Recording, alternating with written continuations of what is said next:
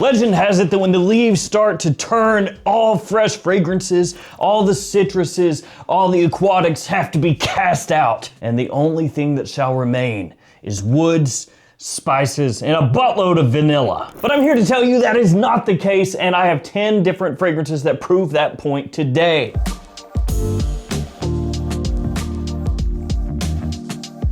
Hey friends, Ash here, welcome back to Gents. Hope you're doing well. Fresh fragrances during the fall, that's what we're talking about. But I did want these to have a little bit of a potential lean towards the fall, the autumn season. So these aren't ones that are just straight up Aqua de Jo, for example. They're ones that have enough of a fresh edge to them, but also a little push for when it gets cold out. And we're gonna begin with something very obvious, but just because it's obvious doesn't mean it's not true. Luna Rossa Carbon by Prada. Tester strips, go!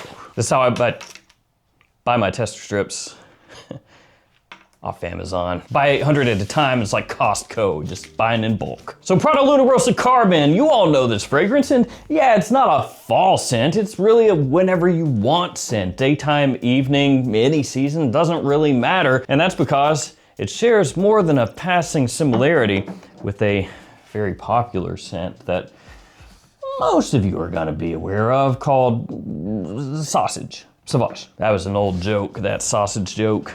That was a bad one, yeah. Scraping the bottom of the barrel with that joke right there. So yeah, it's got similarities to Dior Sauvage, and frankly, Dior Sauvage would work in this list as well. The Eau de Toilette, the Eau de Parfum, or the Parfum as well, even though that one is not as fresh as the Eau de Toilette or the Eau de Parfum. So Luna Rossa Carbon is gonna give you that kind of vibe, that ambroxany freshness, very, very easy to wear, and it's a little bit less aggressive on the nose than Sauvage Eau de Toilette. It's a little bit smoother, a little bit cleaner. It's been Prada-fied. So you're gonna get a good dose of lavender in here, that nice, fresh, clean, somewhat soapy lavender, which is of course a very classically masculine note that you're gonna find used across just about everything. Along with that lavender, you also have bergamot, you have pepper, you have a little bit of a metallic feel from that ambroxan, but like I said before, not as aggressive, not as pungent, not as much of a wallop to the nose as Sauvage Eau de Toilette is. And one more good thing about Luna Rossa Carbon when comparing it directly to Sauvage, it is typically going to be a little bit cheaper because Prada fragrances do get marked down a bit more at discounters compared to Dior's. That was a great flip. Let's try that again. Nice. Ooh, I stuck the landing on that one. Thought it went off the table for a second. It just right on the edge. The next one is a clone fragrance. There are only 2 in this list, and it is this one, Zamaya's A Body Opulent, which is a clone of YSL Y Elixir. YSL Y Elixir would obviously fit here into the list. The reason it's not is because dollar signs. It costs that money, a lot of it. Now, of course, at full retail, it's gonna be more expensive, and you can get Y Elixir at discounters for an actual discounted amount. I say actual discounted amount because there are some brands like Chanel that you really can't. But still, it's very, very expensive, and this is very, very inexpensive. And it's doing pretty much the exact same thing. So just like Y Elixir, it's a fragrance that's fresh, aromatic, sweet, and has a really nice mix of just wearability, like everyday usability, and also classiness. So you could really pull it off pretty much whenever you want. In terms of the note breakdown, you have lavender once again right off the top. You have geranium, you have a touch of incense in there, juniper, citrus, and even oud, but there's not really much oud to be found here. Just like Y Elixir, it's more there in spirit. It's got the spirit of oud. It's not really an oud fragrance. Now, if you really like put your nose in there, you might be able to catch a little waft and be like,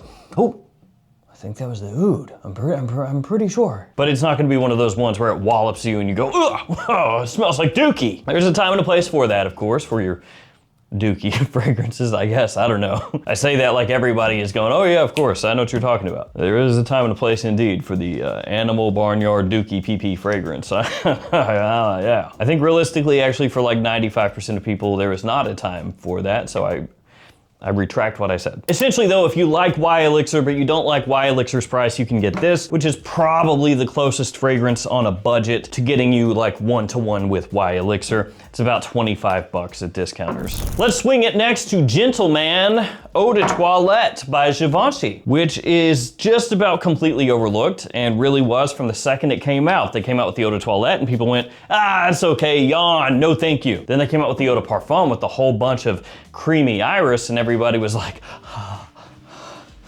yes, please, I love you, I love you. I really love the Eau de Parfum too though, so yeah. Now it's not that this one is devoid of iris, because it's in there. This has iris as a note very prominently. It's just, it's not that type of Gentleman Eau de Parfum, Dior Homme Intense, Valentino Uomo Intense, Narciso Rodriguez Blue Noir Parfum style of iris. It's not like that real heavy, creamy, makeup-y type of iris. Instead, it's a bit fresher and sweeter. There's a good amount of pear off the top in this one. You also have pineapple, you have lavender again, so 3 fragrances in a row with lavender. You have leather as it dries down, vanilla as well. Like I said, freshness and sweetness kind of in tandem with this one. And it's another scent that realistically, if you wanted to, you could wear year round pretty easily, daytime or evening, either one. Even though it gets overlooked, Gentleman Eau de Toilette, if you're looking for something that's classy, versatile, and compliment pulling, can't go wrong with it, and it's pretty affordable at discounters, so another bonus there.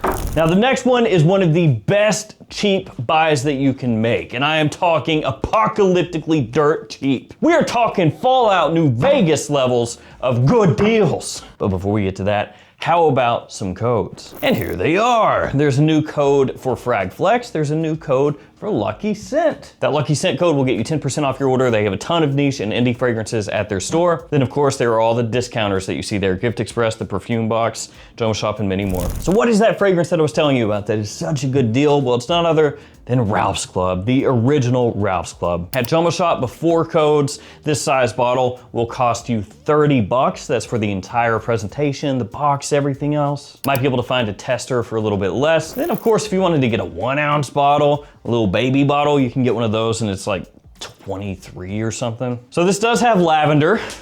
Again, I'm pretty sure some of these don't have lavender. It's just working out this way. I don't know what to tell you. Also has clary, sage, cedar, and vetiver, done by Dominique Ropion, the same perfumer that did YSL. So there is a little bit of a similarity between this and that. But this one is gonna be a little more elegant, not as sweet. There is sweetness here, but it's not as much of a focal point. It's more aromatic, slightly classier, but still has the exact same versatility. So you can wear this whenever you want. It's a fresh, lightly, subtly sweet compliment puller with a great aromatic edge. You can use this stuff whenever you want. Presentation looks really good as well. And for that price point, can't miss. I mean, hypothetically, even if you didn't like it, that's that type of fragrance that you could take and gift to just about anyone. And they'll be like, great, I can wear this everywhere. And then you just say, yes, I was thinking of you when I purchased it. That's exactly what I was doing. The reason it's opened and sprayed is I just had to make sure it was legit, because I'm a pro and I smelled it and I verified it's legit,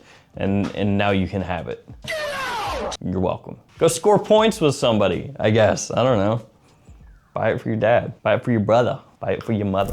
Okay, what are we missing? We need a Dior. We need a Dior. I'm not gonna go Sauvage, of course, because roasted carbon down there. So, I mean, that kind of whittles it down a little bit. And the one that I chose, Dior Homme 2020. Now, of course, you can also go Dior Homme Sport.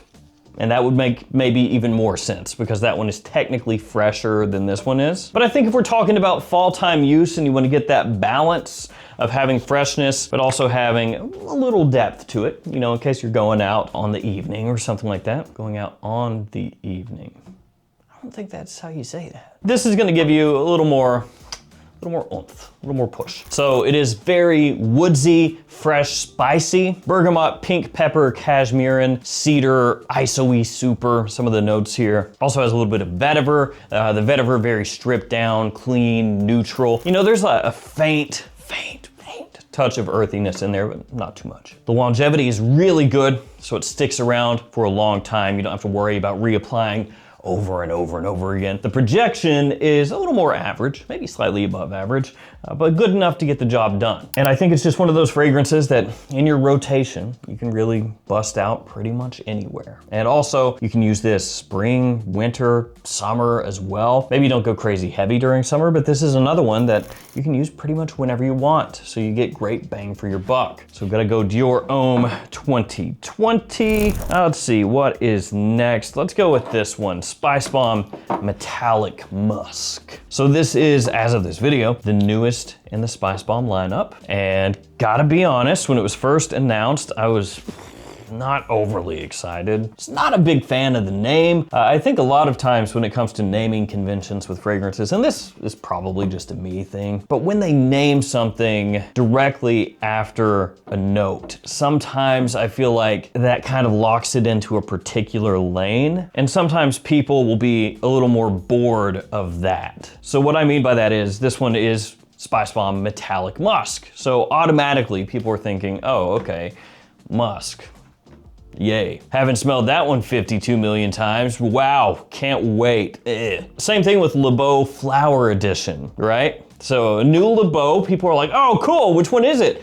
Flower Edition.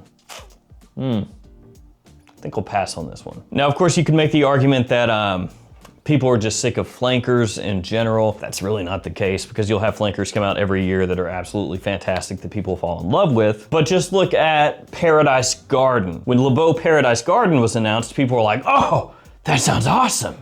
I need it. Move forward, Flower Edition is announced. Everyone goes,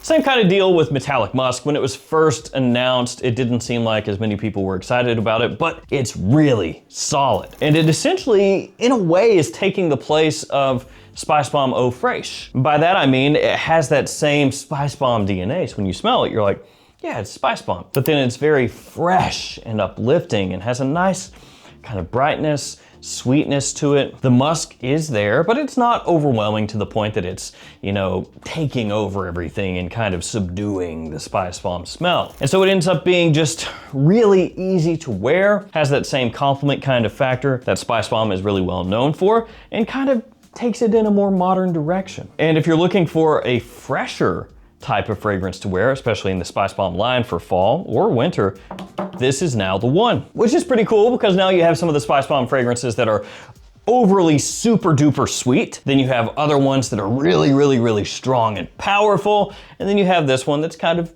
somewhere in between. We're going Versace up next, and gotta go Eros. This is the Eau de Parfum, and it's gonna be that Goldilocks Eros fragrance. It's gonna give you enough freshness, but also enough sticking power, and it's not gonna be as synthetically sweet as the Eau de Toilette can come across. Which the Eau de Toilette actually would work just as well in this list, and that one is gonna be more affordable at discounters, so that's a good choice too. Eros Flame would also work as well. Those would probably be my three choices from the Eros line if you were looking for something with more freshness that you could wear in fall and winter. Eau de Toilette, Eau de Parfum, and Flame. The Eau de Parfum, as I said, a little bit more refined than the Eau de Toilette, but still has a good amount of sweetness to it. It's got mint, apple, and citrus off the top, so grabs attention immediately. Ambroxan, vanilla, geranium, and woods as it dries down. Lavender check. Does it have lavender? Going solely off of the official note breakdown here, and no. I kind of front-loaded it with the lavender, I guess. So Eros Eau de Parfum, fall, winter, daytime, evening, doesn't matter. Cannot go wrong with this stuff. The second clone is from Maison Azrar, and it's Legacy, part of the Royal Collection. This one is a little bit more toward the high end as far as clone fragrances are concerned. A lot of places, it goes for 40 bucks.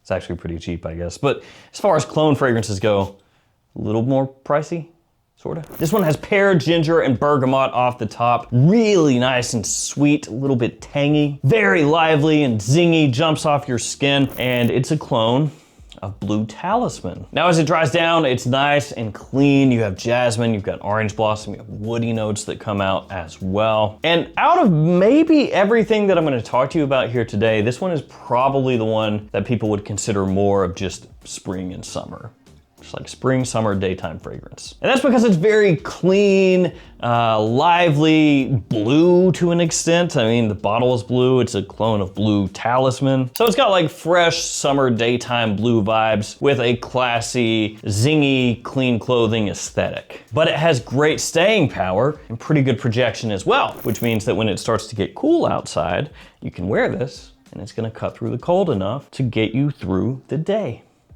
or the evening, or whatever, or just while you're hanging out at home. Maybe you're watching football, maybe you're watching hockey, I don't know, but you spray this on, and you can just chill on the couch and be like, huh, smelling pretty good over here. I'm not sure if other people do that. Yes, I'm sure we all do, actually, yes. It's totally normal. We gotta go with the green fragrance up next. We don't have enough green up here, so we're gonna go with Green Extravaganza. Can't go more green than that. It's an extravaganza of green. But in actuality, it's not actually that much of an extravagant green scent, in spite of the name. Now, don't get me wrong, there are green elements here. There's coffee, but it's more of a green coffee. There's also bergamot off the top, and bergamot is green, right? And then there's vetiver in the base, which can have green facets to it. So this one's a little bit odd to an extent. The Born in Roma line is really well known for being sweet. A lot of the fragrances there are punishingly sweet in the best way. They really are. They work extremely well at pulling positive attention. They get great staying power. They have a nice fresh edge to them as well usually. This one is not as sweet as really any of the other Born in Roma fragrances. It's ever so slightly more mature. It has a coffee note in there, yes, but it's not like a harsh roast coffee. As I mentioned before, it's a little bit more of a green coffee, slightly more subdued, but still noticeable. And this stuff is extremely easy to wear pretty much anywhere. It may not be my favorite Born in Roma because I do like some of the ones that are a little sweeter, but I've also heard from a lot of you out there that this one is your favorite Born in Roma specifically because it's not as sweet. And so if you're looking for something like that, this will do you very well. And the final fragrance is from Terre d'Hermès. What?